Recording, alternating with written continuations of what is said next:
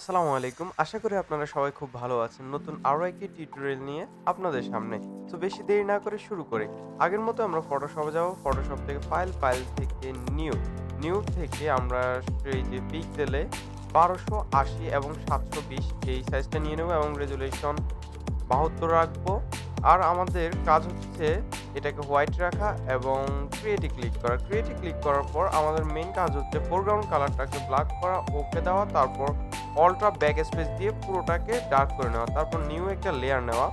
New layer নেওয়ার পর এই কালারটাকে আমার নিজের ইচ্ছেমতো একটা ডার্ক কালারে নিচ্ছি। ডার্ক কালারে নেওয়ার পর আমি ব্রাশটা ক্লিক করলাম। ব্রাশে ক্লিক করার পর ব্রাশটা কোন সাইজে আছে? সফট, রাউন্ড, প্রেসার সাইজ এই সাইজটাতে আছে। সাইজটা আমি আরো একটু কমায় নিচ্ছি। কমায় নেওয়ার পর এইখানে ঠিক মাঝখানে আমার আন্দাজ মতো একটু ক্লিক করলাম।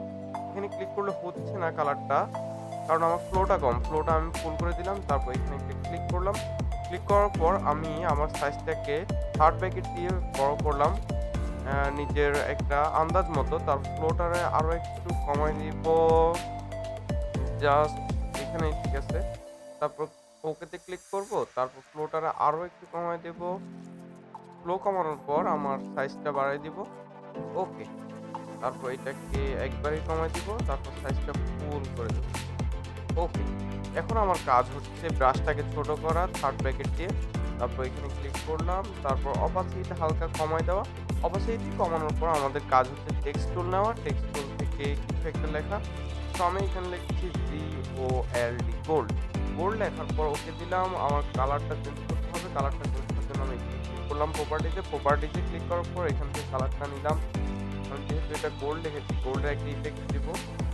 তো এখান থেকে আমি গোল্ডের কালারটা নিলাম।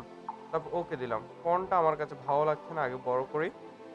কন্ট্রোল টি ক্লিক করলাম। তারপর ট্রান্সফর্ম করতেছি। তো এটাকে মাঝখানে আনলাম।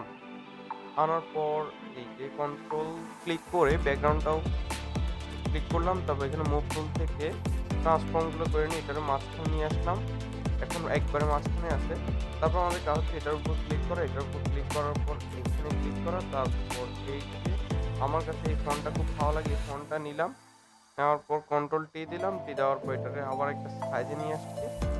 সাইজে নিয়ে আসার পর ওকেতে ক্লিক করলাম। তারপর আমি এখানে রাইট বাটন ক্লিক করব। রাইট বাটন ক্লিক করার পর ব্লেন্ডিং অপশন। ব্লেন্ডিং অপশন থেকে আমাদের বারবেল এমবস, এখান থেকে আমার আগেই সাইজগুলো রেডি করা ছিল। ডিপথ হচ্ছে 511 আর সাইজ হচ্ছে ডেস্টিনেশন সাইজ হচ্ছে 15 আর সফটনেস 0। তারপর অ্যাঙ্গেল 19 আর এইখানে এই সিস্টেমটা থাকবে।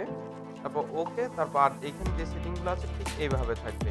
যদি আপনার ইচ্ছা হয় চেঞ্জ করতে পারবেন। তারপর ড্রপ শ্যাডোতে যাব। ড্রপ শ্যাডোতে যাওয়ার পর নিজের ইচ্ছা মতো চোখের আন্দাজ মতো যেভাবে ভালো লাগে ঠিক সেইভাবে ড্রপ শ্যাডো অ্যাপ্লাই করবো। তারপর ওকে দিব।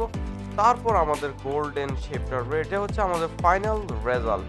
তো ধন্যবাদ সবাইকে। সালামু আলাইকুম।